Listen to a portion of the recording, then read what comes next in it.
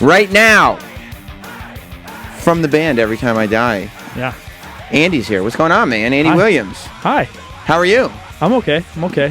Dealing with New York when I don't have to is real weird. Why is that? Well, it's I don't have to. I don't have to be anywhere other than here. So like we showed up really early and like I got to like enjoy New York, not on like a very pressed time, which is usually always like a thing where it's like, well, you're in New York City, like go see if you can do something in an hour and a half. Right.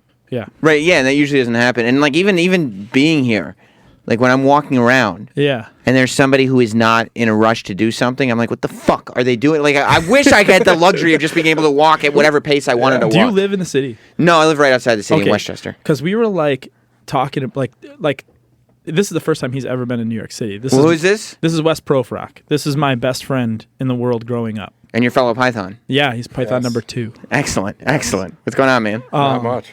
But yeah, like we were like talking about like, what if you like lived and you had to walk through Times Square every day at like 6:00 p.m. and that's your like walk home. That's what a disaster. I mean, that's why people just learn to hate humanity. Like it's just like there's no way. Yeah. He's been here for like 4 hours, and he was just like, "This is the worst city I've ever been." You hate it.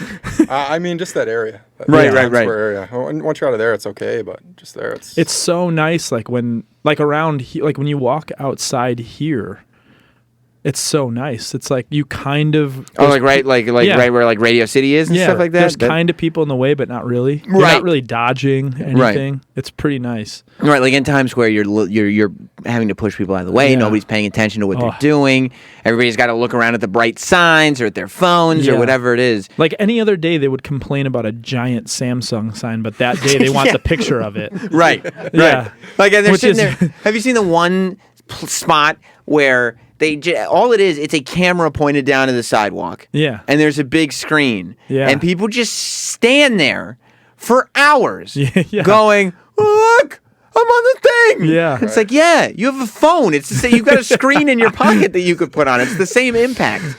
This isn't being broadcast anywhere. You're not standing out. Mind-blowing to me, too, then when people are like, you know what? We're here. We need to go to Fridays. Let's go to Fridays. What do you guys say?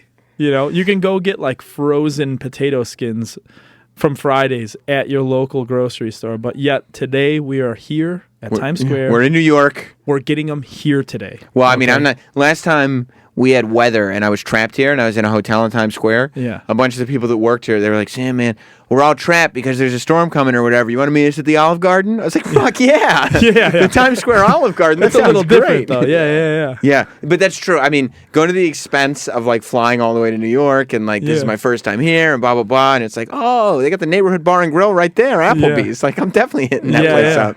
Like, I would never, like, guys, we are here in Times Square looking at Bank of America. We need a picture right here, right now. Right. Let's stop everyone else's life. This really, and just do this. Yeah, they're like, we're in Times Square. It's true what they say. New York is the cultural center of the universe. And it's like, yeah, it is. But way far outside of Times Square. You're in the wrong location. Yeah. This couldn't be more of a Disney-fied whatever. But so where do you guys live? Like, where do you? North Tonawanda, New York. What is that? Which is right outside of Buffalo. Oh, okay. It's like in between Buffalo and Niagara Falls. So, but was there ever any thought, like once the band started really doing something, and you started making some money at the band, you can kind of choose where you want to live. Yeah. Was there ever any thought to moving outside of a town that nobody's ever heard of? Or absolutely not. It's just that's your the spot. Greatest. Buffalo is the greatest city on earth. What? North Tonawanda is the greatest place to live in the earth. The weather is not great. I think everybody kind of just I think from having like friends that live in California and complain about like the most minuscule things I've ever heard complain. Like what? Like okay, he's gonna love this because I hope he's listening. Mike Hammer, the guy that owns Violent Gentleman, he'll like complain because like someone will huff and puff at a steakhouse that you walk into when they close at 10 o'clock and you walk in at like 9:49. Like the lady's like rolls her eyes and he's like, I'm never eating here again. Right. And then like leaves. We're like, and you're just like, because I don't want to deal with somebody rolling their eyes at me. Yeah. But then like with us, it's just like, oh yeah, I remember this one time I like shoveled snow for 7 hours. Right. And that was just last winter. I did it the winter before. Yeah. And I mean, I went to school in Syracuse. Yeah. The weather was horrible. Yeah, it's terrible. It was horrendous. It was just, it's gray Yeah. for 9 months of the year. But you're better for that. You think so? Yeah, because if the shit goes down, you've dealt with hardship. You're right. I've experienced the struggle. Yeah. Except it's also one of those things where it's like, okay, I put my 4 years in. I experienced the struggle. I'm ready to move out to LA for a little while. Like I wouldn't mind.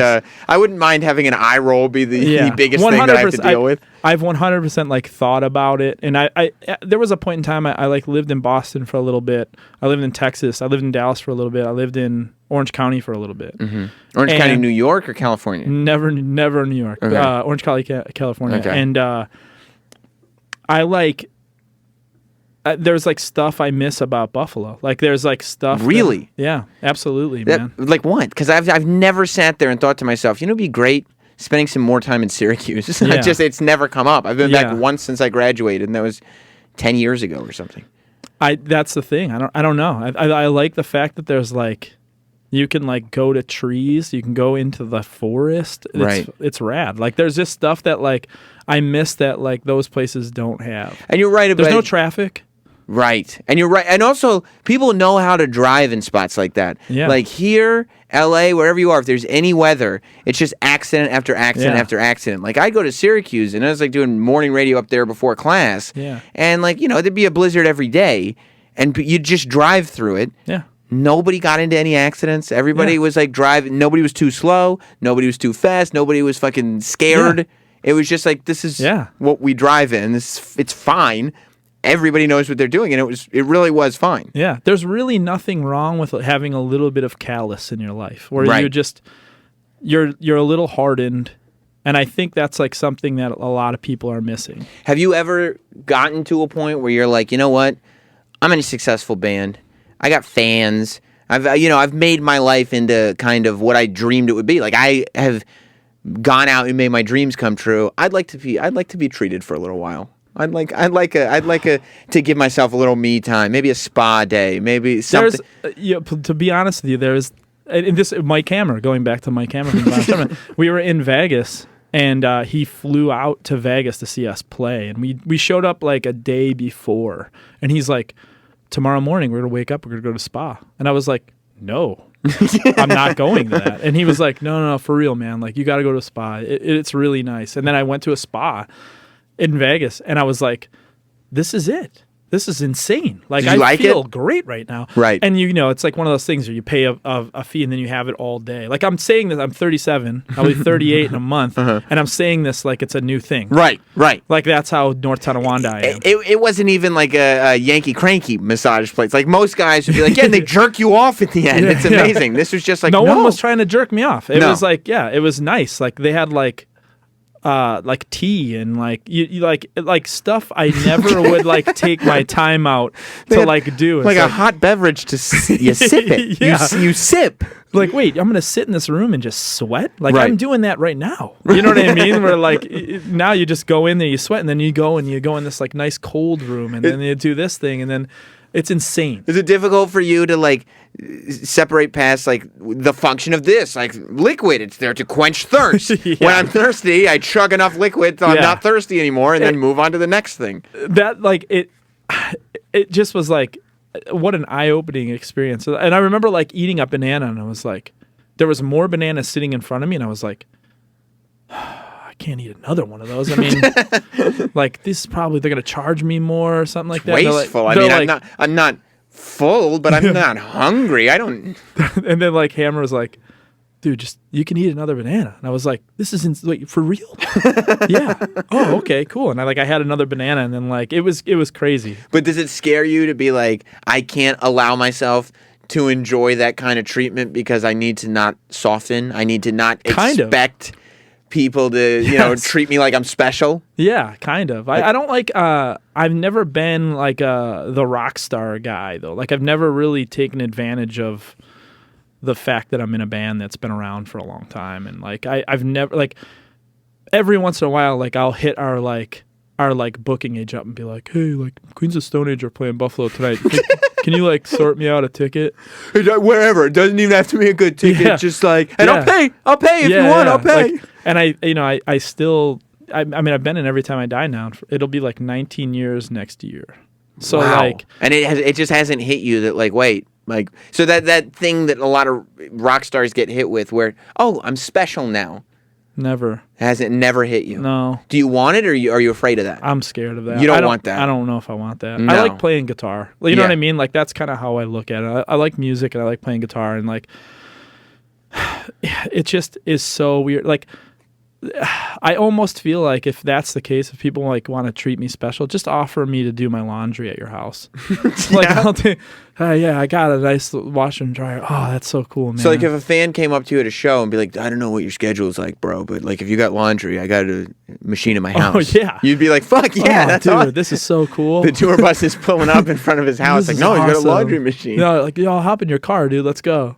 So you never went through, because I know I saw one interview you did, you were talking about how you guys have never really been scumbags. So like it hasn't been there's never been womanizing on the road. No. And you're a straight edge guy. Yeah. So has there never been like a party phase? What about when you guys were growing up? Was there nothing? Never. No, we were like too infatuated with wrestling, man. Like You guys were just geek growing up. no, 100%. Yeah, I get Just that. like dorks, but like gnarlier on an aspect of like we would like me and him would like jog 2 miles into the woods and cut trees down for a workout. Just cuz. Yeah, because You they were like there. caveman workout. Yeah, absolutely. And then we would like carry them and like get hard, like that way. It's just like we have to do this because So- at some point in time we might have to do this as a job. You might have to cut down trees as a job. Things might. Well, who knows? What if if the world ends and then people don't like music anymore and then you can't work at McDonald's? Yeah. The world ended. Yeah. But you're always going to need somebody to cut down a tree because Exactly, people are going to yeah. get cold. Yeah. And what are people going to need when they get cold? Trees. Heat, Yeah. fire. Yeah. Burn the trees. You can't just set a tree on fire. You Yeah. got to cut them down Of and burn course. pieces of the tree. Yeah. I don't know how to cut down a tree. I'd be fucked. I would Yeah. just like It sucks. call you guys up. Be Yeah. like, can you guys cut down some trees for me? It's cool, but it does suck. Like there's nothing, and it sounds so bad because like nowadays, like being green and stuff, but the sound of a tree falling is like the coolest sound in the world. You love it. So you're like the prize hunter version of guy who cut down trees. Yeah. Yeah. And the worst part is like the area, like there were dudes that would go there and do this as their job. Yeah.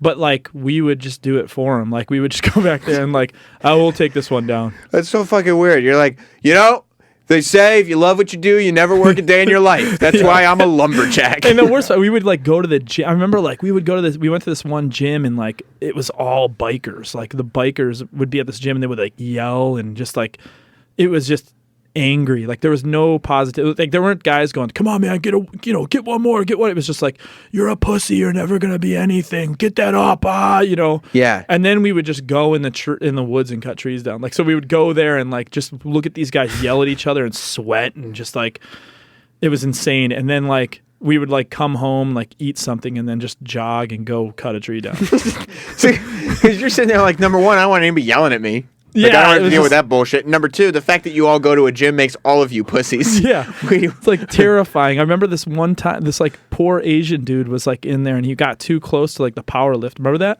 Yeah. And this power lifter dude, he got too close to the power lifter dude. Guy was like lifting like a house, and then he just turned and was like, "Don't ever come near me again!" Like just started screaming at this dude, and the dude was like, and just left, like middle of the workout, just gone. Like that was workout over. Never came back. And we just didn't go near these guys. Yeah. Like it was just like, oh yeah, cool, man. This machine, I have no idea what it does.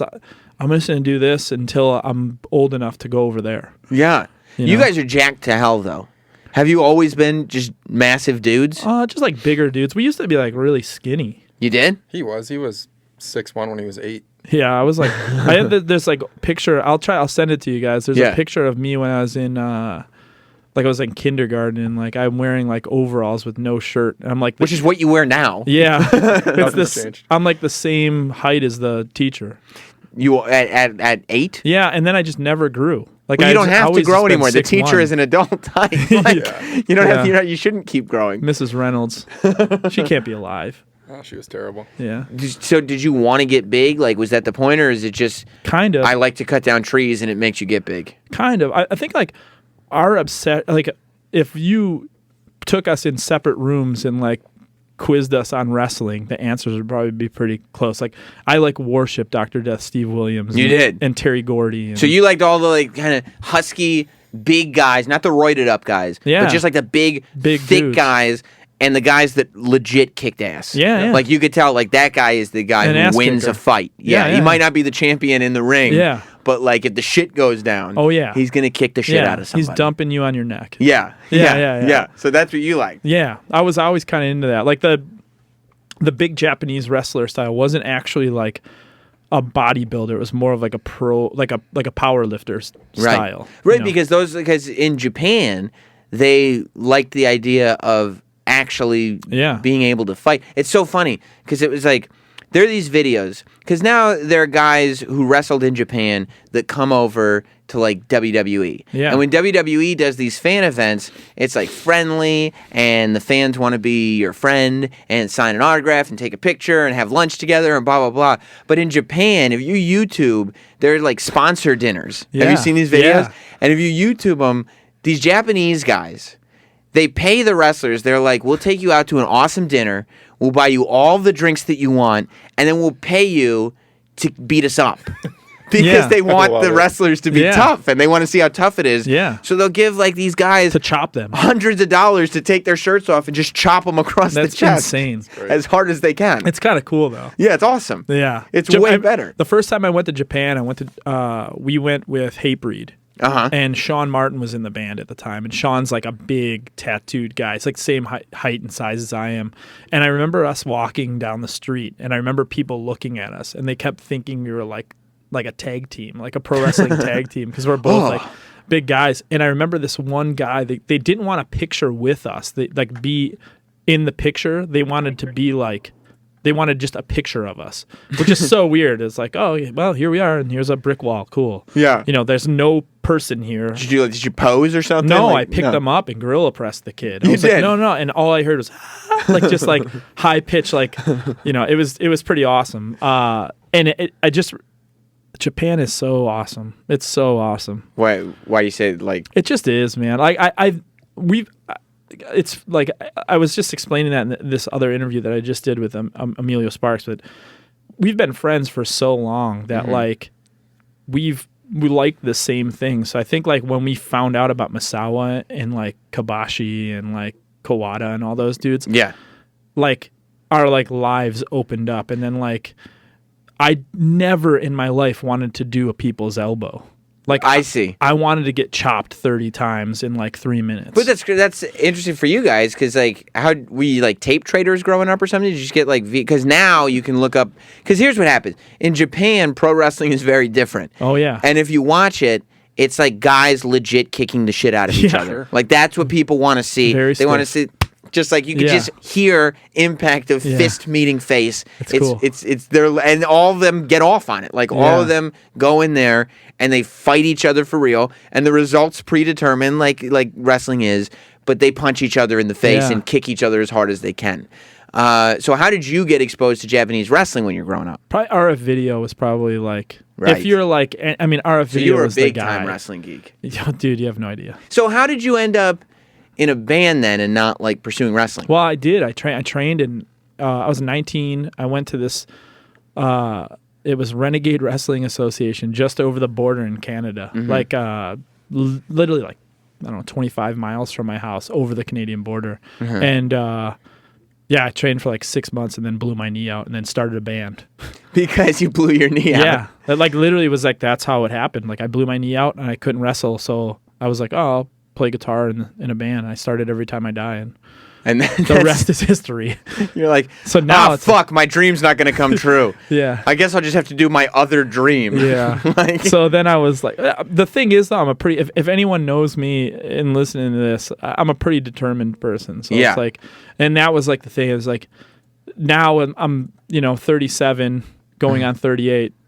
Might as well do it now. Yeah. Because you're starting a wrestling promotion, is that right? No, I'm just starting to wrestle. You're just gonna wrestle. Yeah. I saw, and like the metal fans are going crazy for it. Yeah. Because now when like you Google you, like the first 15 things that come up are clips of you at indie wrestling shows, either choke slamming or power bombing people. Also you look like a wrestler. So for those of you that don't know Andy Williams from Every Time I Die, you know who you look like is have you ever heard of a serial killer named Carl Panzram? Yeah. That's exactly what you That's look what like. I go for. It's so insane you say that. No.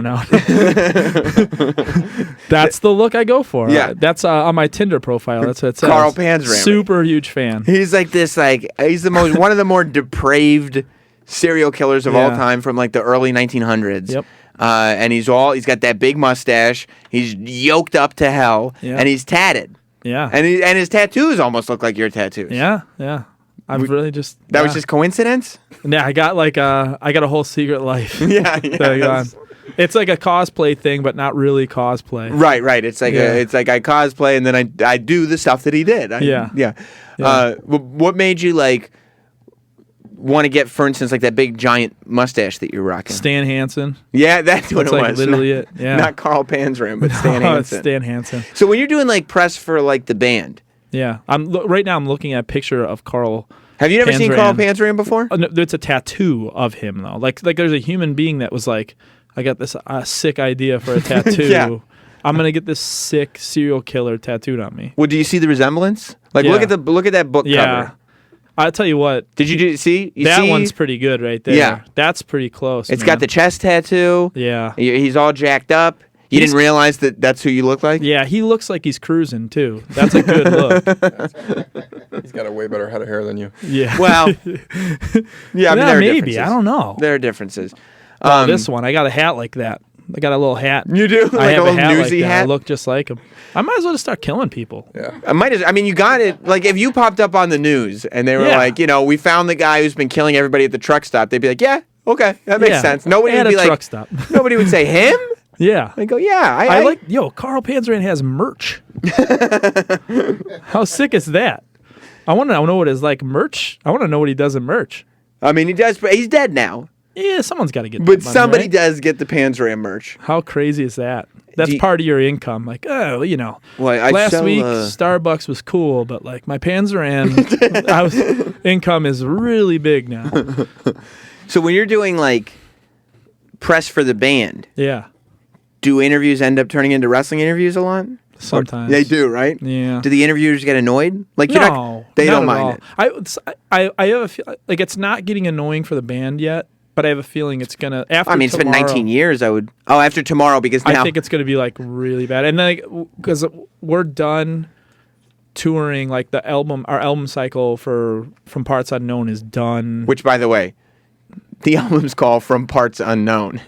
It's a wrestling reference. Kind of. Very weird. What do you mean, kind of? Well, I didn't name it. Keith named it. He's not a wrestling fan. He didn't know that Parts Unknown well, he is knew like... that. Okay. But it wasn't... And you know what? It came out like 2 days after Ultimate Warrior died. So everybody thought it was like a tribute. Yeah. We thought of this great gimmick called the Intimate Warrior. Like a guy that just comes out and hugs people. He's all face painted. He's super pumped up though. And then he comes out and just throws some hugs. I fucking love you, man. You're the best. He's super intimate. Yeah. I like that. Yeah. I like that. So, you're wrestling tomorrow, right? Yeah. Yeah. Are you ready? Yeah. Is your knee okay? Yeah. How do you know about the knee? You told me your knee blew out. Yeah. I forgot about that part. You told me that you. I thought you man, this guy really knows his shit. Nope. I I remember. just have a horrible memory. I remember from before in this interview 5 minutes ago. That was my research. You know what, man? I just stopped forgetting about pains. It's just whatever. I'm 37. It's inevitable. It's gonna happen. My body's breaking down. Do you have any goals as far as wrestling goes, or do you just want to go and have fun? You know what? My goals for the band was like to do like a weekend with Converge. Mm-hmm. So I'm just keeping it low on the wrestling thing. So like, you know what? Get in the ring a couple times, see how it goes. Because I was watching an interview that you did, and you said that when you started Every Time I Die, that all the goals that you guys set out together, you kind of achieved it within like a year or so. Yeah, because we didn't have any. Right. Yeah. So everything's for the last... Wrestling in Japan, I think, is my biggest goal. You want to do that? Yeah. If I ever made it to Japan, even if I work like a comedy match in Japan and just get kicked in the balls and then like the guy leaves, I've achieved what if you everything. I don't know if you've seen the videos, but I'm sure you have actually. Yeah. But would you do one of those like Kenny Omega versus an 8-year-old girl matches? Yo, that match is insane. They do. Japan is like so weird because half of it is like we take it so seriously and it's going to be two guys kicking the shit out of each other. Yeah. And the other half is so far out of the realm of possibility. It's completely unbelievable. It's a cartoon. They did a match where they took one of the top wrestlers and they had him get his ass kicked by an 8-year-old girl. Yeah, and he did great. And she did great. But what was it like? It was one of the trainer's daughters, and they trained her to like do this stuff, and she was actually pretty well. Like she did it really well. But if somebody was like, "Okay, we got a gig for you. We'll send you to Tokyo Dome. It's a big show. You're wrestling a blow-up doll." Yeah, but you got to lose to. They've done that too. Yeah. But you got to lose. He was a champ for like. There was a Fed where a blow-up doll was a champ for like a year. Would you lose to a blow-up doll in Tokyo Dome? Oh, I'd sell the hell out of that. You Yeah, would. Absolutely. You would. Where have you been training? In Buffalo, we train with a guy named Pepper Parks, who's unreal. I don't know if you're familiar with him. He wrestles for like ROH sometimes. He was in TNA for a bit. I'm not just saying this because he's like a friend and like the guy that trains us, but he's one of the best wrestlers on the planet. He is. Yeah, and he just needs an opportunity. But yeah, we train with him. We train with this guy named Brendan Thurston, and then another guy named Mikey Evernight. Do you find like I know of wrestlers that are fans of yours, but do you find sort of that mutual admiration society where you're like, oh, like you're freaking out because you're meeting this wrestler and he's like a giant fan of the band? I freak out. You still, do? Yeah. Like, texted me, Corey Graves from WWE. Yeah. He texted me today. He's like, dude, Andy Williams is the fucking man. Yeah. He was psyched. Yeah. Well, the funny thing, he's from Pittsburgh, so like we saw him wrestle when he was called Sterling James Keenan. Right. Like a ton. He one of my favorite matches that I can remember, he wrestled this guy named John McChesney, and it was awesome. It was. And then I never heard of John McChesney ever again, and then he was in NXT. Yeah. It was crazy. It is. If you want to call the show, 866-969-1969. Andy Williams from Every Time I Die. Where can they see you wrestle tomorrow? At Interspecies Wrestling and Dan, yeah, it's great. You should look it up. No, I'm aware of Interspecies Wrestling. Yeah. Interspecies Wrestling in Danbury, Connecticut at the Heirloom Arts Theater. Arts Theater, yeah. Let's go to 516. 516. You're on Sam Roberts Show here with Andy Williams. Sam, this is an awesome interview. It's probably the first time I've ever turned on your show and been like, holy shit, I have to call in. Okay. I mean, that does, I don't know. I don't know if I appreciate that you're saying that that's good, but like it also, you didn't have to qualify it by taking a shot at everything else I've ever done. You could have just said this is great and it made me want to call in without having to bring down literally everything I've ever done a notch. Well, I mean, I've called in before, but yeah, I got a question for Andy. Yeah. So you guys, on X Lives, you guys released a song Underwater Bimbos, which is a really heavy, metal song, and then you also have Revival Mode on the same album. So, how do you guys find that balance? To be honest with you, I just wanted to write a Danzig song. That's literally it. I love Danzig, and I miss early Danzig, and I just wanted to write an early Danzig song. So John Christ actually plays a solo on that from the original Danzig lineup, and it was just me literally marking out on Danzig and then seeing if I could actually make that happen, and then we actually made it happen. Oh, that's awesome. Yeah. A lot of stuff, if there's songs that don't make sense with the rest of the songs, it's only because I'm trying to do something that a lot of times when we do those more rockin' songs, it's just me trying to be like Turbo Negro or something like that, bands that I love. That, and it's I hate when you listen to a record and it's just 10 songs that sound exactly the same. So a lot of our records have peaks and valleys and stuff like that. I mean, yeah, it's great. It definitely works, and it definitely changes up the album, makes it easier to listen to over and over again. Yeah. I hope you like the song. Other than that, oh yeah, no, definitely. It's I probably like Revival Mode more than Underwater Bimbos. But yeah, awesome. Thanks a lot. Yeah, all right, thanks, you, buddy. Man. And that's kind of amazing that you've been able to figure out how to just do everything you're a fan of.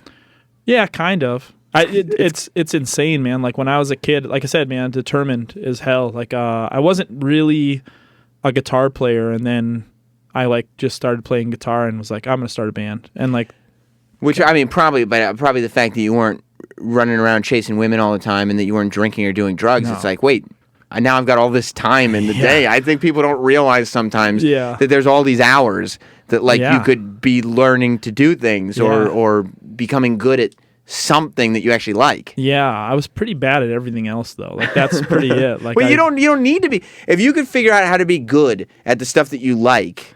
Yeah. I used to have this like wrestling coach when I actually like wrestled, and he used to. Was be that like, just because you like pro wrestling? Literally. Yeah. So like I remember like I had a good single leg takedown, and he was just like, just get that really good, and then you can just hit that anywhere you can, and then I was just like, I'm just gonna put that in life. I love cheeseburgers. I'm only gonna eat them. Right. Okay. Cool. Yeah, that's the way. 100%. It's the way to do it. Let me go to 716. Oh, that's Buffalo. Uh-oh. Yeah. Hey, dude, you're on the air. Yellow. Turn your radio down. You're on the air. Hey, this is Mike. I'm Wesley's brother. Oh, Whoa. look at this. Wesley's Mike, brother. what's up? What's going on? What are you doing? I'm listening to you in your car I appreciate that. because I had Mom on the phone listen to us. Oh, Wow. look at that. Wes is a celeb. Yeah. I feel privileged. Wait, is that your mom on the other line that I see? Yeah, she could be on the other line. I told her to listen in through there because she couldn't listen in because I was calling in. Is this Wow. Wes's mom? Excuse me, I don't know. Can you hear me? Yes, welcome. You're on the air. Oh, You're still up. I can't believe this. Hi. yeah. Andy, I miss you. I haven't seen you in a long time. I miss you too, man. I miss your I smell. haven't got beaten up by you in about 15 years. So Yeah. it's been a long time. The neighborhood bully. Wes's mom, what are you doing? Are you enjoying the show? Yeah, we've been listening. Are you excited about the fact that Wes is going to be a pro wrestler? I'm a little nervous, but I think they can do it.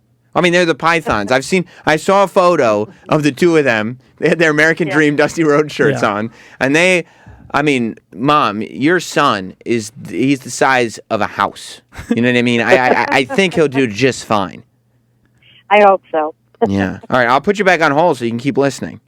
Okay, thanks. All right, and Sounds good. Thanks for listening. And then Wes's brother, do you want me to hang up on you or put you on hold? Yeah, no, that's fine. I'll All right. take a listen. All right, I'll talk. All right, so I'm gonna put you on hold then. And if you want to not be on hold, you can hang up. But so There it is. So is your family, either one of you, at all worried about the fact that now you're gonna start this whole thing? I think my family's like worried that I'm gonna they're like, if you mess your hands up. Right, because whatever. Yeah, you go, you do this thing, you break your hand, and all of a sudden that's the actual source of income. You're like, that's okay. I'm 37. I got a bad knee and a broken hand. I just take up wrestling. Yeah, it's perfect. Yeah. Yeah. I don't know. Yeah, whatever. But I guess it's got to be one of those things where you're like, Tape it up. yeah, you've been wanting to do this for so long. Exactly. You can't just not do it. Of course. Yeah. Yep. What about you, Wes? I think it's the same deal. I mean, Yeah. I think there's a little bit of worry from them, but I kind of tell him the same thing he tells his family. Yeah. I'm in my mid-30s. My life's basically over. So. Right. It's supposed to. Right. Hopefully, it'll end soon anyway. Yeah, right. So it's Yeah. not like it gets better Exactly. after your 30s. That's Yeah. exactly what it is. Yeah. Do your fans ever get annoyed at the wrestling thing? Because I know, because here's the thing with wrestling fans: either you're a wrestling fan and it's all you like, or you're not a wrestling fan and you never want to hear about it. Unless I've had to take people like Troy. You know Troy. Yeah. I had to for years, I was trying to tell him, no, it's cool. And Troy was like, it's really stupid. I don't know why you watch it. It's very stupid. I brought Troy to my place. He got super baked. Sometimes, it helps for some people. Of course. He was high. And then I put on a 4-hour YouTube compilation of The Undertaker in the mid-90s. Yeah. And Troy looked at me 2 hours in. He goes, dude, The Undertaker is the fucking man. Yeah. He's the shit. I think it's something like this too. I think wrestling is something where you have to be in it and you have to see Right. shit. I mean, you go to an event and you see the people that really believe in the Undertaker. I remember going to this it was a house show and it was Taker. Which means a non-televised event. Yeah. Yes. And it was Undertaker versus The Miz or something like that. Uh-huh. And there was a drunk guy next to me. These Miz dudes were tripping out, cheering for the Miz. They were teenage kids, and this drunk, middle-aged guy was like sitting over there, and he just kept going, no, no. And then he stood up and pointed at them like he was going to do something evil to them. And then just started yelling no. And then they just picked on the guy like the whole time. And it was like, wow. Like I remember that over everything else. Like Troy was sitting there going like, I was showing him a coffin match between Undertaker and Yokozuna. Awesome, amazing match. And every bad guy in the company had to come to the ring and kick the shit out of the Undertaker, and then they all put him in the coffin. And Troy's sitting there, stoned out of his mind, going, "This is fucking bullshit.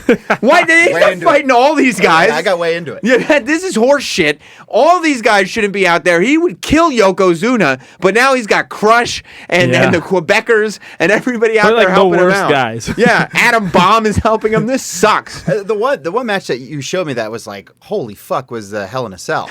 Yeah, I showed Troy the Mick Foley Undertaker Hell in a Cell match, which has just haunted mankind for 15 years of people coming up to him being like, "Did that hurt?" And Troy goes, "Dude, next time I see Mick Foley, I got to tell him that was a fucking cool match." And I'm like, I think he's heard it once or twice. Yeah. Well, that was brutal, dude. I mean, it was literally like, it was hard to watch. It is hard to watch. Yeah. But you're like, okay, I get it. Like, this is fucking entertaining. Yeah. Yeah. Yeah. Yeah. Yeah. I mean, it's still entertaining. It's still. Do you still watch? Yeah. You still watch WWE and everything? You do. Yeah. You have to say it with a bit of shame, but you're like, yeah. Not a bit of shame. It's just like, I just don't understand. Like, I can't, it's hard for me to like, put it on and then like, there's just like 20 minutes of just nonsense. Right. You Sometimes it gets hard to justify. Like the worst is when you have somebody like Troy over and you're like, no, trust me, it's cool. And then you put it on, like you just put on an episode of Raw and it's just somebody talking and Troy's like, what the fuck is this? This sucks. Like, why would you show this to me? This isn't... The thing that I like, I mean, WWE did something that, and I'm sure you'll probably agree with me on this, but like the past year, the whole John Cena challenge, like the U.S. challenge thing, like lit a fire. And I was like, this is finally cool. They're finally doing something. And you have a guy like, think of the guys in like Hogan wasn't putting new dudes over. He didn't want to put new dudes over. You know what I mean? Like, no one wanted to put new dudes over. And now you have Cena just saying like, hey, Sami Zayn, like, right, he's like, not losing. Almost beat me. Yeah, but he's getting his ass kicked every week by like new guys. Yeah. And it's exciting because you don't know who's coming out. And every week you're like, holy shit, I think he's gonna lose. Yeah. And And it's cool because like I don't remember, I think it was the Zayn match where like he kind of turned heel Cena? in the match and you're like, whoa, he's got an evil side. Right, because he got upset. Yeah. He's mad that he's losing to these rookies. Cool. Yeah, yeah. You know, that was like cool. And I was like, why don't they just do that with every title? Right. Like, there is that would still, be cool. It feels like there's cool stuff starting to happen again with wrestling. And I think it's part of it is mainstream is starting to get into it. Like your ESPN just is going to start showing stuff on SportsCenter. Sports Illustrated is going to start doing stuff with it. Like all these outlets, TMZ posts about wrestling all the time. So it's re-entering the mainstream. And I feel like WWE is now getting to the point where like, okay, we got to start doing some cool shit again because people will report on it. Yeah. Like mainstream outlets. I said this earlier. Have you followed the Wrestling Sheet with Brian Satin? I saw it. It came out. Awesome. Yeah. It's really cool. This guy who used to work for TMZ, he basically launched a TMZ for wrestling news, but it's like legit news. It's not just some guy in his basement kind of throwing together made up stories. But the culture is just insane. So when you were growing up, did you have a lot of friends that shared your interests growing up, whether it was music and wrestling, or was it just like you two just liking what you liked? Us, and then there were these two brothers called the McCabe's, and this guy named Jason Toy. Like we all would go to the McCabe's house and like watch wrestling like every Monday, and then when there's a pay-per-view on, we would go. They were the ones who got the pay-per-view, so it's like we'll go to the McCabe's house. Yeah. And we had like backyard wrestling. Like we started backyard wrestling. You did? And like it was just like there was like 5 of us, and then like the weird thing is like I wouldn't consider we weren't like dorks or anything like that, but like we were just into like really dorky stuff. Yeah. And that's the thing. It's like you just happen to get obsessed with something. Yeah. And like you don't care that much about other stuff. Yeah. And it's not like it doesn't. Yeah, because I don't think I was like a dork. No. In high school or anything. Like I wasn't sitting there like doing quote unquote dorky things. I was fine. I was socially fine. I could handle myself. Yeah. But like I didn't want to go out. Yeah. I wasn't a social person. I'd be like, well, like I knew when it was like I was not traveling the same path that everybody else was traveling. First night of college.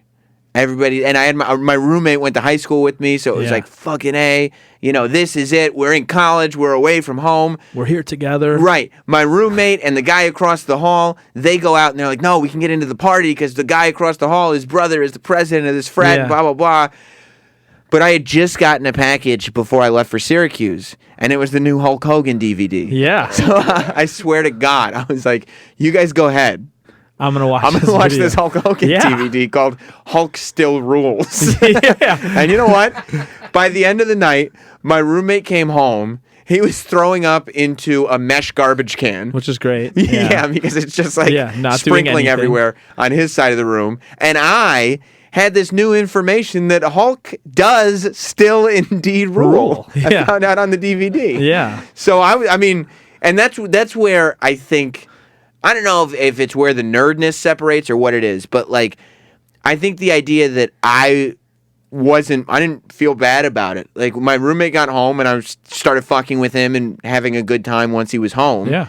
But at no point did I wake up the next morning like, oh, I wish somebody had invited me out to the party. I was stuck at home with this DVD. Yeah. I was like, I'm really glad that I stayed home and watched that Hulk Hogan DVD. It's like, I think a lot of people that I'm friends with at home get mad at me because like there'll be like a show. Like I still like love hardcore music. So like I'll go to like every show I can possibly go to. But like something will happen on like a Wednesday and I'm just like, NXT tonight. Like, it's on demand immediately. Yeah, but I really like to watch live. Yeah, like all my friends in bands, if you're listening to this or you at some point in time hear this and I didn't show up to your show in Buffalo, the chances are I was probably just watching like a New Japan show or like you said, I mean, like it's just like, oh, I'll just get in these like things, right? I'm just like, I have to watch every Kenta Kobashi match right now. And then like it starts, I'm like, I'm still in sweatpants. Fuck, I got to leave the house. I have to eat. Okay, cool. And then like go eat and then like come back and be like, fuck, now I have food and Kenta Kobashi? This is insane. Like, yeah, my wife will be like, cool. It's two questions that I hate. Number one, it's like a reminder of we have to go do this. And I go, I'm kind of busy. Yeah. Because I'm on a YouTube loop of like shoot interviews or something like that. Or I hate the question, what'd you do this afternoon? Because I'll say like, oh, I was just editing video all afternoon. Yeah. But the fact of the matter is I like got stuck in like a Paul Heyman loop or something and I was just watching promos for hours. I just watched a 2-hour Teddy Hart shoot. Sorry. Exactly. Teddy Hart, you mean like the Hitman? No, this is his like cousin who never made it to the big times. He's kind of weird. He's fascinating though. He's unreal. Yeah. I used to go through this thing, and this is when I was like dating my wife when she was my girlfriend. Yeah. And she just had to deal with all this. That's how that works. Because I had stacks and binders full of blank DVDs. Yeah. Because I used to DVR every wrestling show. Yeah. And I had my DVR plugged into a DVD recorder. Yeah. And so every wrestling show, I would play on the DVR and record onto the DVD, which means you couldn't interrupt it. No. And some of them I would have to watch through because, like, the DVD only records 2 hours and Raw goes over 2 hours, so I have to pause during commercial breaks when I'm transferring. And I still have stacks of CD binders of old wrestling shows because when I was in high school, I was a tape trader. Yeah. So my parents' house has thousands of VHS wrestling tapes. Which is amazing. Thousands of VHS wrestling tapes. I had everything. I had Japan and old school and territory stuff and every WWF show. So then it was like, well, the new technology is DVD. Well, I'll just have to record everything onto DVD. And there's still a little part. Like, everything's on the network now. Yeah. But there's still part of me that goes, yeah, but what if the network goes away? Like, it's in their control. I don't have it. Yeah, but the thing is, though, you have to remember, if you're like an obscure dork like I am, like there's no fallen angel Christopher Daniels on the network. Right. There's no Bobby Roode on the network. There's, you know what I mean? There's James Storm now. I love it. I was there when he debuted. I was there at the event in Orlando. Yeah, and I freaked out. Like, you would think I was a 14-year-old girl and like, so this has got to be One Direction came out. There are people that are going like, they love Every Time I Die. Yeah. It's like hardcore. They're like, fucking, hey, this is their world. Yeah. And you're sitting there and you're playing guitar and you created this band and you're on stage and you're thinking about, oh, it was fucking badass when James Storm Dude, debuted in NXT. Yo, you got the text message. I freaked out. Yeah. With two of my friends, I was with Kevin Scaff from A Day to Remember, who dates Paige. Okay. Or whatever. And like he likes wrestling, but I don't think he's like totally, his whole world is like wrestling Right. now because he's dating Paige, right? Sure. So like he's probably there, and like half of him being there is like support because I'm in Orlando. Right. You know, like I want to hang out with my friend. Well, we're going to a wrestling show. We're going to the You know what I wrestling mean? show, yeah. And my other friend is Alicia, and we're like sitting there, and like I see the fire, then I hear like country music, and then James Storm's come out, and I was like, oh, I like stood up, and was like, oh my god, it's James Storm! Oh my god! And I was like freaking out, and he like wrestled like I just called him dude. Like I was just like, oh, he's wrestling dude. This is insane. You know what I mean? Like, And you're like, number one, you're supposed to be this dude from this band that other people are impressed by. Number two, you're hanging out with a dude who dates one of the top female wrestlers. So like, you guys are supposed to be the cool ones in the audience that are kind of like too cool to like, yeah, freaking you know. out. You're I'm just texting flipping him out. like, James Storm just came out. James Storm. And that's how it was in my head. Of course, it was just like, James Storm just came out.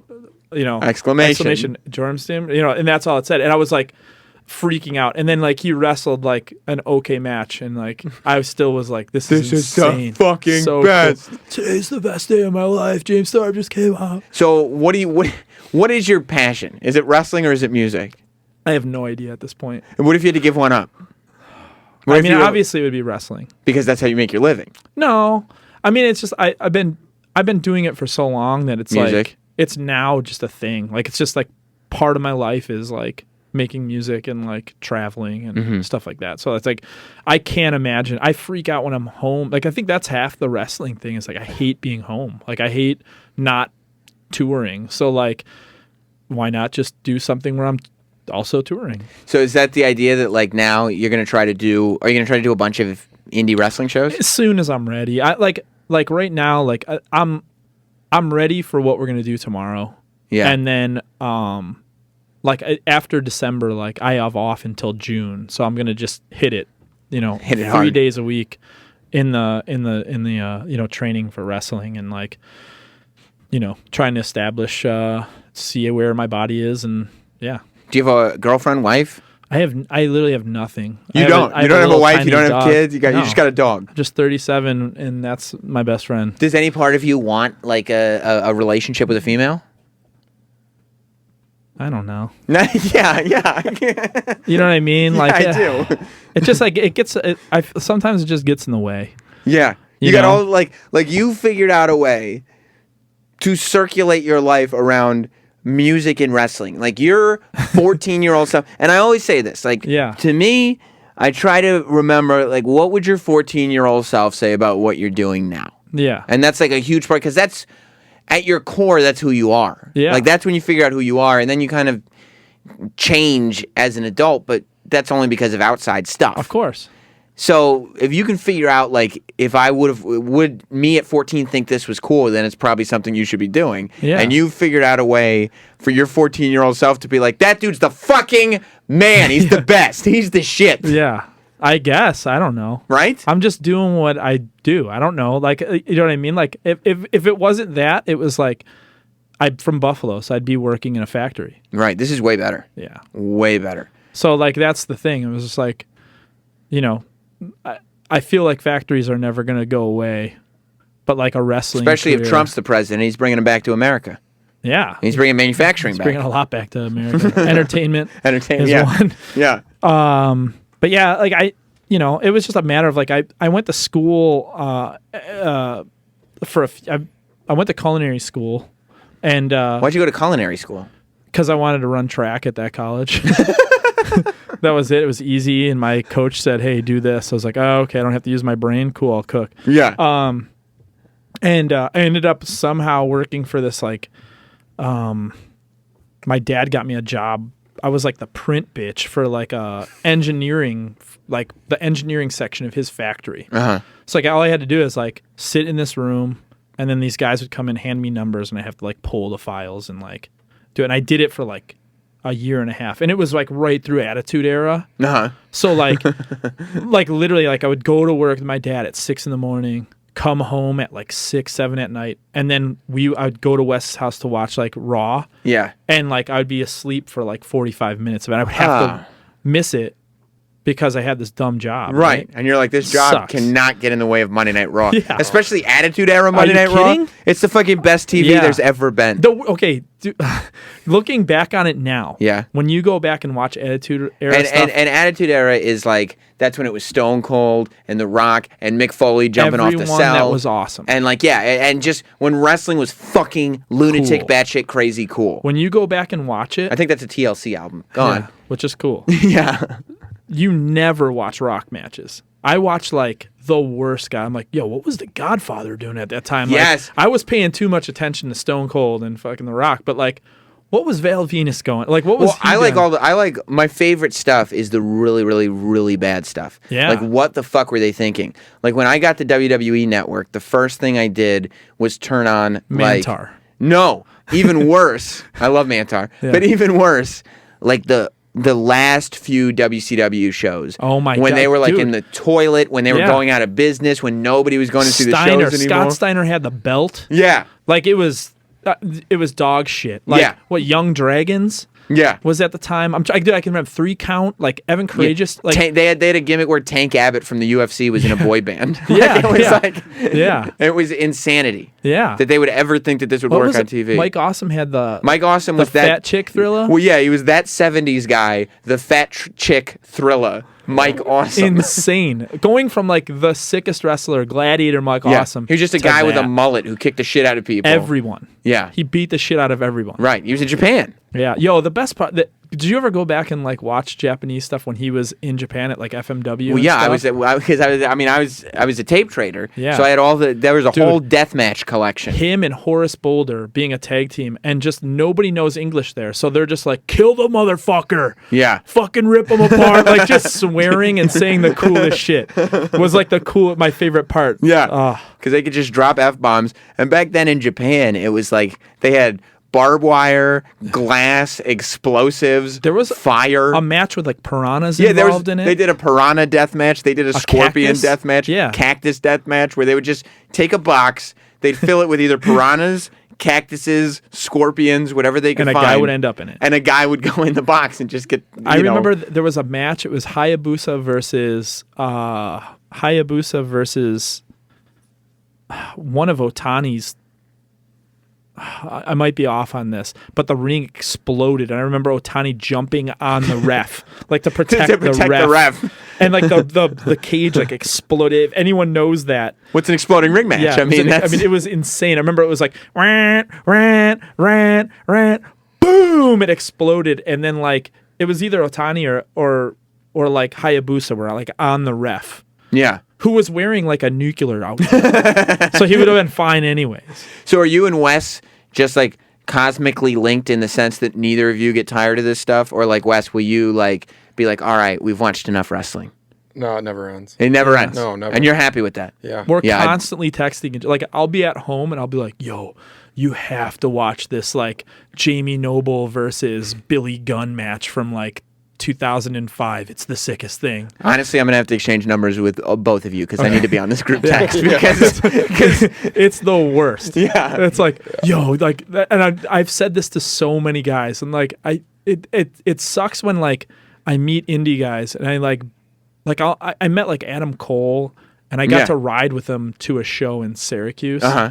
And like he was so nice. Like he's just Yeah. like, yeah, I'll talk about wrestling the whole time. Yeah. Right? And I remember like bringing up Jamie Noble, and like in these guys' heads, they have to just be like, what is this guy talking about? Like, why is he talking? there's a But few, they love him. Like they love Jamie Noble. So there's a few different pro wrestling personalities because I've talked to so many of these guys. Like you're Adam Cole, he's like an independent guy who Yeah. everybody's gonna know his name eventually he's because going to he's be a spectacular. millionaire. Yeah, He's going to be a millionaire. But he's one of these guys that doesn't mind talking about wrestling because he's still a fan. And like, you know who's still like if you get him to talk about wrestling, is the greatest wrestling storyteller ever, is Scott Hall, Razor Ramon. Really? Yeah, if you get him in here, I had him in a studio just talking wrestling, and he would he just tells wrestling story after wrestling story, and he loves it. But so many people, especially that are actively in the business right now, are so bitter about it. I don't get that. And don't want to talk about it. You know what's crazy? Like, I've been in a band for 19 years. Yeah. And I will sit, if you want to sit here and talk about music, I'll sit here and talk about music. What for if I want to talk 5 about your hours. band? I would, I mean, if you wanted to know like your craziest tour story, Yeah. I would like sit here and just talk about it. It's like, I don't know, it's something I've built and Yeah. like I'm proud of it. Yeah. So like, I've never understood that. Like ever, like, but then like I'll meet dudes like Tommy End. Like I met Tommy End in Holland, and like that dude is like literally the cool. Like I text that dude like I text him this morning. You know what I mean? Like he's a dude I stay in contact with, and like he's so pumped on wrestling. He's been wrestling for like 12 years, Right. and like he's still like, oh man, this weekend's gonna be awesome. You know what I Right. mean? He's just pumped. Like, and it's so refreshing to like see someone just proud of what they do. Have you been straight edge forever? Kind of. I mean, I've been straight edge since I was like 14. I drank like, I can tell you what I drank. Our bass player has the same birthday as me. Uh-huh. So on my birthday, well, On your 14th birthday? he was born on my 14th. No, he was born a year before I was. Okay, so he's 15 and you're 14. I'm December 12th, 1977. He's Okay. December 12th, 1978. Okay. And so every year on my birthday, like our birthday, I guess, he drinks everything I've drank, which is like he takes a shot of, this is disgusting, Rumpelmints, Southern Comfort, Goldschlager, Well vodka, gin, and then Foster's beer. That's my That's everything you've ever drank. You That's didn't do all my- that in one night. no, like in a week I did that. You did, and then so how did you decide this is not for me? Yeah, it's just stupid. You were just like, I'm not getting anything Yeah, out of this this. stinks. Yeah. Yeah.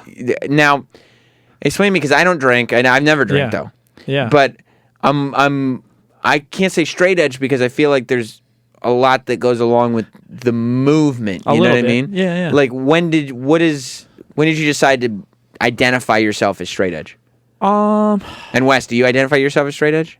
I mean, I'm not like militant, go out there, Right. big X on my chest guy, but yeah, Yeah. I do. It's like I don't know. Like I've never been like a militant guy. But like I know, like the at first all. thing on your Instagram, it's like you put the 3 X's Yeah. up just so it's like this is how I live my life. Yeah. So, So like, it's just I guess that might be a way. Like it's funny. Like with the band, like dudes in the band party, and like I've never been. I don't give a shit if you were like here smoking weed right now or Right. like drinking. Like I don't care. And like everybody, like dudes will come up. It's so funny when guys come up to me and like they'll be like, "Yo, man, I'm gonna buy you a shot right now," and I'm just like, I don't drink, man. And like they'll start getting like, dude, come on, man. Totally. I've seen DVDs, man. And I'm just like, when am I drinking on a DVD? Man? Like, I don't know what you're when talking are about. you? Where is this video? like I'd love last to time I see it. drank, there was no DVD technology. No. like it Nothing didn't exist. existed at that time. Like Yeah. nothing. And you know these dudes will just get so. And I think that's the first thing. Like, follow me on Instagram, you'll know. Like, I don't want a shot. Right. But if you want to buy me a Shirley Temple, I'll sit with a Shirley Temple and I'll talk to you. You know what I mean? Or just a giant man With a Shirley with a Temple. big, thick, manly mustache, overall with no shirt Yeah. on, tattoos everywhere, Shirley Temple. with a little grenadine. Yeah. like no So problem. delicious. It is What a- really good. What a treat. It is really a treat. Yeah, it is. But yeah, I'll like sit there and I'll like, you know, and I'm way too nice. So like I'll sit and I'll talk to every kid. I did one tour where I like stood at the door at the end of the night and hugged everyone as they left. When did you get to be like? Is this a conscious thing? Like I'm going to be a positive person. I'm going to be a nice person, or is it just you're just a big gentle Just me, giant man. by That's nature? just me. And I mean, there's times like if I'm in a bad mood, like you'll know I'm in a bad mood, but I'm like easily pulled out of it. Like I'm not like one of those people that can sit around all day and just, you know, just mope and Have you gotten into legit fights? a ton, but like not. It's usually because I don't like seeing people get like picked on or like I don't know. Like If you see somebody getting bullied, you'll go 100%. like, "Fuck you, dude," yeah. and then the guy will try to fight you. Yeah. That's stupid. You're giant. Whatever. But yeah, it's usually just dumb shit. Or like it used to happen a lot when we were like younger, like the band would go on tour and like one of the guys would be drunk and you know Gotcha. things happen. Yeah, and yeah, I'm yeah. the big guy, so I kind of have to Right. step in and be like, get out of here, man. Don't pick on these guys. Right. And plus, you're the sober guy, so you can see, like, if your drunk bandmate is kind of getting Yeah. picked on without him realizing it. Yeah. Yeah. But it's just like whatever. I like that role. You know, I You're the don't know. protector. You're the mama bear. Yeah, kind of like the bully smasher. Yeah. Did you get bullied growing up at all? No, I was You just always, never liked bullies. No, I remember this one time. This like, I used to walk home like I used to have to walk home with this kid named Dan Link, and I didn't walk home with him. Like he was like the guy that was like 5 steps ahead of me. Sure. We just lived in the same direction. Uh-huh. But he was like, to look back, he was kind of a cocksucker. He was like just a dickhead. He was very cantankerous and just not nice Yeah. as a person, but at the same time he was like frumpy and weird shaped, so everybody picked on him. So he's probably just mad at the world. Yeah. Yeah. And like I remember this one time, like I was like walking home and these like group of kids just like started beating on him, and I remember I was just like, well, I don't like this. So, like I just went in and I got beat on. I remember I got like whiteout tossed on my face. You just splashed whiteout on you? And like put whiteout on my face. Like whiteout was on the ground. And I remember like going home and I was just like I had to like go to my mom and be like, oh, I just got like beat up because Dan Link was getting beat up. And your mom was like, that cocksucker? Yeah, I was just like, wait a second, didn't you like belly to back suplex him like last week? Like, but you know, it's a neighborhood thing, so Yeah. yeah. And I remember that was like the first. I remember that was like the first time I'd ever like stuck up for someone that was like getting like picked on. I never wanted to be a bully. It's Yeah. just always like I don't like making people feel like shit. Right. But you like defending people who are being Yeah, made they to feel should like get shit. beat up, man, Right. and they should get bullied. Right. Like at that point, you know. Right. So, have you met people as you've gotten kind of more and more successful that you grew up with that were like shitty that are coming back to you now being like, hey, dude, remember from school we were fucking... Kind of, but not really. Like Yeah. I try not to even like my is it my 30-year? The 30-year anniversary? Yeah, right. It's my 20-year High school? high school reunion's like coming up Yeah. next year or whatever. And like out of nowhere, all these people on my Facebook are like, "Yo, are you coming?" It's just like, no, No. I don't want to. I'm sorry. I don't want to hang out. Right. Yeah. I didn't want to hang out then. Yeah. It didn't change 20 years later. Yeah. There's nothing that I could... That I just don't have, like, the thing. Like, I don't want to have things in common with. I just don't want to go and like. There's like 5 people I'd like to see, and I talk to them. You know what I mean? you could just see them. Yeah, it's just like, oh, I went out to dinner with those guys. It was pretty cool. Right. Yeah. You Like... know? Yeah, you just go to those things. You're like, And, like, oh, I forgot I always hated you, and Let's you're be still... honest. If you're single and you're going to your 20-year anniversary or reunion, Uh-huh. you're only trying to fuck like the hot girl that was Right. like hot Well, then. you could just so go you back could and say, do that. Are they hot now? It's 20 Probably. years later. I mean, probably not, but at least it's a notch on your belt. yeah, good Probably be call. even easier now. I mean, if they're Yeah. not hot anymore, then you got a band. call. Good call. And you could fucking take a photo of you in the ring tomorrow and be like, Yeah. I'm a wrestler Hey, and I'm also check in a this band. out. Check this out. Then you could fuck her. That's what I mean. I would probably attempt it if I were you. Yeah, But- I don't know. That's your path to walk. down, Yeah, I don't know. You know, I'm not gonna go. when I'll probably watch wrestling. instead. yeah, Which is exactly what I probably it's would on have a done. then. Thursday, so SmackDown's Yeah. on, so I can't go. Sorry. When did you? What bands did you grow up with? What band? Like my favorite bands? It was really weird, man. My mom and dad have always been like really into music, so it was like I guess like Black Sabbath, like Sabbath, Deep Purple, Led Zeppelin. Were kind of like the big 3. The Who were like enormous Yeah. for me. And then it like kind of turned out like Black Flag. It was like an That's- enormous one. Yeah, because I was about to say at some point you must have gotten more of Yeah. a punk influence. Black Flag was like life changing. Like Yeah. as soon as I heard My War, like it was just like everything kind of opened up for me. And that is sort of the punk rock mentality is a lot of what you're talking about, especially the straight edge punk rock Yeah. mentality is the sort of positive attitude and also standing up for people. I wouldn't And necessarily say I have a positive attitude. you're not a but- PMA guy? No, I'm more of an NMA guy. But I feel like Negative mental attitude? because I always think of the worst first, Yeah. and then just dig myself out of it. You know what I'm saying? Like I'm like that kind of positive where it's like, oh, I'm stuck in this situation, but I can get out of it. That's Right. like a positive thing. Where like, Yeah, like you don't look at a problem as unsolvable, but you look at everything as a problem. yeah, of course. Yeah. Like the world isn't a ball pit at like Chuck E. Cheese, Right. And that's kind of like how I look at like PMA. It's just like, hey, look at us. We're in a whole big ball of. It's like, no, fuck you, man. Like Yeah. Donald Trump might be president. This sucks. Right. You know what I mean? This Like, fucking sucks. Let's go make the best of it. let's try to fucking make the best of it. You Yeah. know. But and like, today, I said it today. They showed like some like crazy thing about, and like, oh man, please hit me up with hate. I watched this. We watched this thing right before we took this drive of President Bush Jr. Throwing the first pitch at the World Series, and like all these people are like saying like that was such a big moment, and like to realize it, that dude was given the worst possible scenario you can give a human being. What do you mean? Like the United States at that point in time, Yes. was just like, hey, here you go. Yes. We just shit in your hand. Yeah. Like, have fun with it. And it was like he could have been the most. That could have been John. That could have been John F. Kennedy. Uh-huh. And everyone was going to hate that guy. Yeah. You know what I mean? So Yeah. it's like, and that's, I never, like that type of stuff. Like I feel bad for Obama and I feel bad for Bush. And maybe it's just me being like a big softy, but like they were given shitty situations. Yes, like, totally. And no matter what. Now it's like you have a psychopath that's talking about building fences to hide people. Like it's Where does 'cause crazy. I feel like for Oh, this me, is turning political now. I like it. I know nothing. But I feel like, well, neither do I, but you could just Okay, talk good. shit Let's do this. because We're on the yeah. radio. People believe us. Right, you're right. And as long as you can make it entertaining and admit, like, preface it, I'm a fucking idiot. Here's Yeah. what I think. Okay, And cool. that's all you have to do.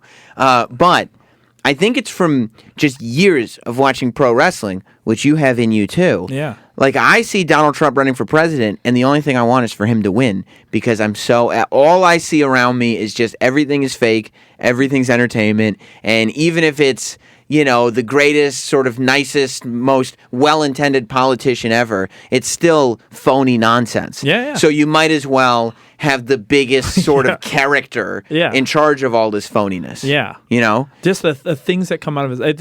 It's so funny to me too. Like when it's just like going back to wrestling, you're just like, this guy's just cutting a promo. That's all he's doing. It's literally cutting a promo, and then you're like, oh, I remember when this guy said this like 4 years ago. Right. He was cutting a promo, and then you're like, that guy 4 years before that, he was cutting a promo, and That's you're it. like, holy fuck, these dudes are just They're just, instead Vince of talking McMahon. people into buildings, they're talking people into voting booths. yeah. And they're heading up, okay, pay-per-view is the debate. Yeah. So they gotta lead up to the debate. Yeah. And then drive it home, and then at the end of the debate, make sure there's something that leaves you wanting to get to Yeah. the next debate. Yeah.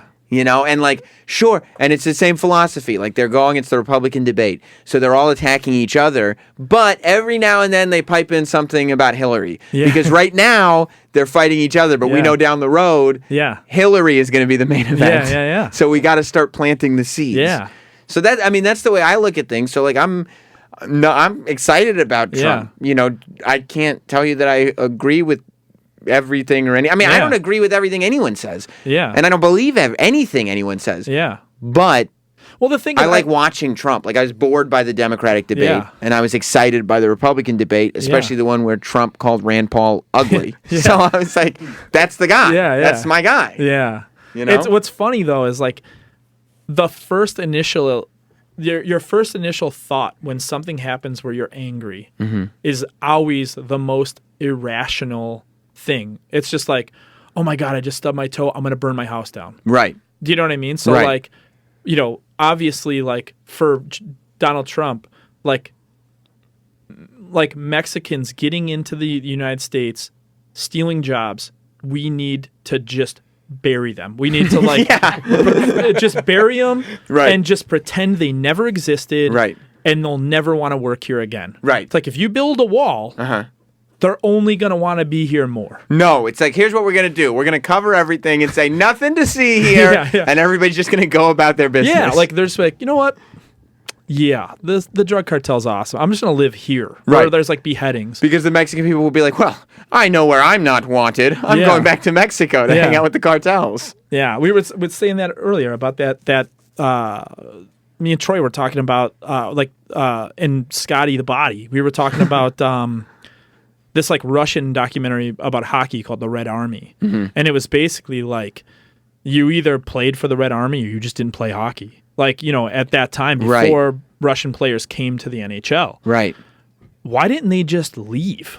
You know what I mean? Like, Yeah. you're making money, Right. and probably enough where it's like, oh man, like I know I've definitely went. If someone said, "Hey, if you walk these 5 miles, you will get $2 million," I'd be like, I'll take that walk. But you know what it is? It's these people that are in charge of Russia at the time, Yeah. and it's these talkers that Yeah. like convince you Yeah. that Well, they were the loyalty best. to your country is bigger than money. It's more important than Yeah. anything. Yeah. And they're like, the fact that they can represent their country is more important than anything. And they're not going to go and make $2 million Of course. for this because that's, whatever. That's the devil. Yeah, they're fucking over the country. Exactly. But then the country opened up, and all of them were like, "Holy shit, there's so much money over here. We should have done this so This long is ago. so cool."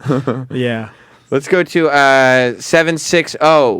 760, you're on Sam Roberts Show here with Andy Williams from Every Time I Die. Hey, Sam, how's it going, guys? Good. Hi. Quick question.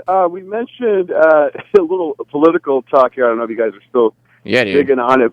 But, you kind of feel bad for Bush, and I hear you. And you mentioned even Kennedy would have kind of hated him.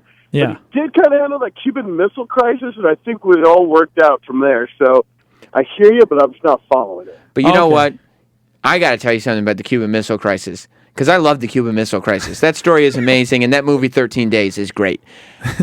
Kennedy got very lucky with the Cuban Missile Crisis because Yeah. this country was almost blown to smithereens. And, he did the right move, but it wasn't necessarily the right move. You know what I mean? Like, had the fates just gone one way or the other, he almost had us blown to smithereens. Yeah. I'm not saying, I wasn't by any means saying that George Bush was like the greatest president, but he was literally dealt the worst deck of cards. I'm just sympathizing in a comparison little bit. to Clinton, who came in Yeah. and, we had a pretty prosperous country. Yeah. Exactly. I mean, it's just like, hey, here's all these. I mean, the country got attacked, and that guy was president. Although that's what I love about Trump. Jeb Bush goes on the debate, and he goes, my brother protected our country. And Trump goes, I didn't protect our country. I mean, 9/11 happened, I mean, that's not protection. And so Trump is pretty much blaming George W. Bush for 9/11. He's like, well, who was the president? I mean, who was the president? Yeah. Well, all in all, hey, I'm just glad that the X-Men were able to help out with the Cuban Missile Crisis. Hell yeah. It all worked out in the end. Hell yeah, Thanks, guys. dude. All right, buddy. I appreciate it. Well, yeah. All right. Well, listen. I'm going to let you go get ready. You guys have a tag match that you have to get ready for. Is that Yes. right? The Pythons Yeah. are going to be on the loose Oh yeah. at Interspecies Wrestling. Who are you wrestling? The dumb fucks. I did. Troy did when he was saying, like, you want to have this guy on the show, Andy Williams, every time I die. I'm like, oh, yeah, I know. He goes, you got to watch this wrestling promo, though. Yeah. And you guys were fucking pumping iron. Oh yeah. And you were calling out the dumb fucks. Yeah. And I said, are they just calling the guys dumb fucks? And he goes, no. I think that's the tag team's name. They're the dumb fucks. Yeah. And it's we're pumped right now. We're gonna beat the shit out of them. Now, are you going by Andy Williams from Every Time I Die because people Yeah. know who you are? Well, here's the thing. I thought about that. So like I can't really use a gimmick. Right. So Pythons is my tag team. Mm-hmm. And then when The Pythons. when I wrestle like singles, I'll probably just be the Violent Gentleman Andy Williams. Like will be like my thing. I like that. Yeah. Are you And gonna? What are you gonna? Do you have your gear? It's the Violent Gentleman's going to be very like I'm going to go do like the old ROH thing, shake the hand. If the guy shakes my hand, I'll have a very scientific match with him. Uh-huh. If the guy doesn't shake my hand, I'm going to beat the shit out of him. I like that. Like I like brawl. that. I Yeah. like that. It's a good gimmick. There's already Python tattoos. Yeah, we got Python tattoos. No, like fans. Not us. Well, we have Python we do. tattoos, but these guys, yeah.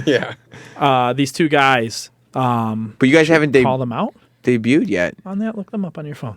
So I'm up. You'd have them. Yeah, you guys haven't had your match yet. No, there's a lot of hype. Yeah, for some apparently. reason.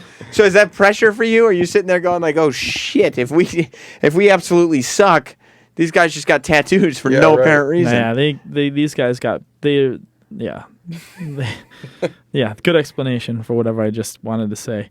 Yeah, they got tattoos for very good. Yeah, here we go right here. We got Tiagro and Michael Nacon. They're from Delaware, and they both got pythons tattoos. Is that because they're like, look, every time I die is the fucking best band ever, and this tag team is going to be the best fucking tag team of all time? I think they were pumped on the videos. You should check the hashtag. Hashtag's killer. These dudes are making insane videos, like a ton of people, and they hashtag Pythons 2015. Do you have any interest in ending up in WWE or NXT or anything? I'm starting my career washed up. Right. So, like, there's no chance Right. that WWE, I mean, unless they have some sort of washed up gimmick, Right. then yeah, I'm in. You know what I mean? Look, you guys got great looks. Yeah. You big fucking brawny dudes. One of you looks like Carl Panzram. Yeah. And, I love serial killing, yes. Yeah, it's good. It's good. I see. And you got, you look like old school wrestlers. Yeah. You got do-rags on. Yep. Fanny packs. Yep. Everything that's important. Right. It looks to be, is it Zubas or is that the pants that you're wearing? I'll rock Zubas. You should rock Zubas. At some point in time. Yeah. And neither one of you is smiling. No. And you're both wearing Dusty Rhodes t-shirts. Yeah. Yeah. Yo, I got a good story about this, right? It's not good because Dusty Rhodes died, but when I found out about Dusty Rhodes dying, I was in Switzerland. Mm-hmm. And we played this like festival, and the band Eagles of Death Metal was on it, right? And we had played with these guys a couple times through the years, and me and Boots Electric became pretty good friends. It's the front man of Eagles of Death Metal, and so I got off stage playing. I'm sweaty, gross. I'm walking back. Catering is still open. I'm a big guy. I gotta eat. Gotta get the calories in. Right, of course. You know, pythons. So, Pythons, yeah. baby. Yeah. Yeah. Gotta And I had fucking worked get your out that pump day. on. Right, Yeah. Yeah. I had to work out that day, and so I had to get my my cals. So I went straight to. I'm shitty. I'm shirtless and just walking around, hairy, gross, old, balding. And just like I walk to the catering thing, I walk in and I see Boots Electric. I go, man. Fucking Dusty Rhodes died, man. This fucking sucks. I had like 19 text messages when I got back to my phone too, and I'm like, fuck it. The whole table, now mind you, like Josh Homme's there playing drums for them at the time from Queens of Stone Age. They all get up and run to their like dressing room. I was like, whoa, I didn't know these guys were like such wrestling fans. This is insane. Then I'm like getting food, and I go, holy fuck, they're talking about Dusty Rhodes, the bass player of ZZ Top. They all come back, and they're like, dude, you had us so fucking worried. Like, we're friends with that dude. And I'm just like, I'm so sorry, guys. But dude, I mean, he's the fucking American dream. Then Boots Electric goes, it does suck that Dusty's dead. And I was like, damn straight it sucks, man. Yeah. Yesterday that was all over Twitter yesterday. Was it yesterday or 2 days ago was the anniversary of the speech. Hard Times. Hard Times speech. Yeah, Hard Times. Which is sick. I got to, at the risk of name dropping, I got to WrestleMania this year. And you're so lucky. Oh, What? We'll sort that out later. What's wrong? We were supposed to get our money for WrestleMania this year by the 30th today. You don't have money to go to WrestleMania? No, we have money. We need to get it to the guy that's getting us the deal for the spots. Oh, what are you trying to do, shows? No, we just want to go to WrestleMania, man. So you just have to get the guy money. We have a guy. The guy on the inside. And what's he going to just get you sweet seats? He was going to get us six suites, and we fucked up, man. Okay, I like this. You know what? I do. Yo, real good tickets. I think I know the form. Yeah. Is it like the the deal? Yeah. You know about it. Man. You have friends though. You have friends in wrestling. Dude, these tickets are sick. And like this is my first WrestleMania. You've never been to fucking WrestleMania? No, we're losers. Dude. Yeah, what do you we're from North Tonawanda, man. We've never been out of the city. You guys should come to That's a WrestleMania lie. with me. I would love to go to WrestleMania with you. That'd be fucking awesome. Man. Yeah. So here's what I did. Last year I went to WrestleMania with Maria Menounos. Yeah, which So- you went with Katie Linendahl, too. And Katie, yeah, it was me and Katie and Maria and, Yeah. and her boyfriend Kevin. Yeah. And so the four of us were there. And I called, Kevin called me. He's like, we're in town. Like, we just got here, come to the hotel room. So I was Yeah. going up to say hi. And Kevin, who's Maria's boyfriend, goes, Sam, you got to see this. She did this on the plane. She did it all by herself. I'm so proud. Maria, come show Sam. And I'm like, I don't know what's going on in this hotel room right now. I don't know what's about to happen. And Maria Menounos like walks out of her room because they have like a suite or whatever. And she looks at me and her eyes are shut. And she goes, Sam, let me tell you about Hard Times. And she recites the entire Dusty Rhodes Hard Holy Times shit. promo. Oh, I love Yeah. Like from beginning to end. And I was like, Maria, it's the greatest thing I've ever seen. We got to Yeah. figure out where you can do this. Yeah. And that's when she ended up doing it on the Hall Yeah, of yeah. Fame and all over the place. But that so was all cool. her, and it wasn't scripted, and it was like she just That's awesome. memorized it. Yeah. Yeah. My first, like, I did a wrestling. I took the Progress wrestling champion Jimmy Havoc and threw him through a table 2 days I saw that. after, and I started it with the 3 jabs and the big elbow because it was 2 days after Dusty died. And Right. I was like really. They wanted me to come in and just literally like kick him in the stomach, powerbomb him, and I was like, I can't. I have to do. Got to do the this. bionic elbow. I have to. Who was your favorite wrestler growing up? Other than the Japanese guys that you mentioned, the Dr. Deaths and the Terry Gordys. I'm like I'm obsessed with Flair. Like he's just Yeah. money. Like I the mean, guy is just perfect. If any, Donald Trump is as close to Ric Flair as any wrestler. Yeah, I mean, he I'm really waiting is. for Donald Trump to, at a debate, just yell, "My shoes cost more than your house." Yeah. Which, he's Flair. Probably Flair. I would say Flair. Yeah. It's probably like my favorite. You play the video games? Yeah, I want to get. Some girl said she was gonna make pythons for 2K16? Yeah, Yeah. 2K16. 2K16 is dope. I was dropping stunners on everybody all afternoon. That's awesome. A lot of people are putting like cool shit up. Like a lot of like, I don't know. Do you know who All Ego Ethan Page is? Yeah. Okay, so it's like someone put like made Ethan Page and it looked just like him. I got to tell you, I've gotten a screen grab.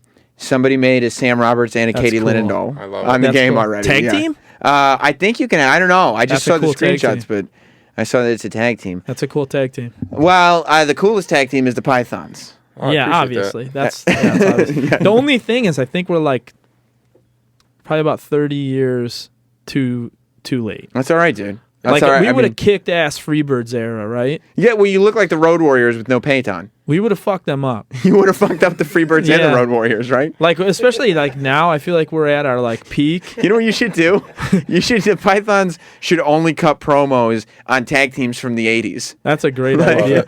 Road Warriors, we're coming for you. Hawk, Animal. It's like one You of can them's have dead. all those Like, spikes. You can have the face paint. We're gonna come. We're gonna kick the shit out of you. yeah, Yo, do you remember this? that's what you going. yeah, go ahead. Go to ahead. tie it all together. Yes. Do you remember when they like Gordy and Williams went to Japan and literally beat the shit out of everybody? Yeah. Like it was a thing. Yeah. And then they're like, oh, WCW's like, here we go. We're bringing those guys back to Yeah. the United States. And then nobody took to them. No, They nobody. lasted like 3 months and Yeah. then broke up. And they're just like, well, you, Terry Gordy, you're going back to the Freebirds. Yeah. And, But then they found Vader, who kicks the shit out of people, but Yeah. he's got a red mask on. Yeah. So it's like, all right, we could do something with that guy. Yeah. But yeah, that's what you should do. Just make profane Instagram promos You about sons like of bitches. all the Southern tag teams Yeah. from the early 80s. The only thing is, if you call out Rock and Roll Express, they might come for you. That's true. They're still around. That's true. Just call out Gentleman Chris Adams the whole time. Yeah. That's all you got to do. I'm going to super kick you. Well, listen, I want to get you guys out of here so you can train for the match. All right. Any- Train all night. That's right. No yeah. sleeping. No. Yeah. If anybody wants to see the Pythons in person, check out Interspecies Wrestling tomorrow in Danbury, Connecticut. Yes. People can Heirloom- find. Go ahead. The Heirlooms Art Theater. I always mess the last part up. Of course, Every Time I Die is your side project. You can Yeah. you can Side listen. project You is can Python's my main gig. right. Yep. You Yeah. can listen to Andy Williams play guitar for Every Time I Die, and what is it, Andy Complains on Twitter Yeah. and Instagram. Yep. And Yeah. Wes, are you on Twitter and Instagram? It's at Shot Jax Teller. Shot Jack Steller. Everybody knows who Jack Steller is, right? Of course. Yeah, Sons of He Anarchy. kind of looks like him, but shot. I see it. Yeah. I see it. Well, guys, thank you for being here. Aw, thank you. It's been fun hanging out. Thanks for watching another video from Sam Roberts Show. There's no the, and there's an apostrophe after the S. It's possessive. We upload videos every day, so make sure you, right there below, hit the subscribe button. Follow me on social media. All the links are right there. Just do it.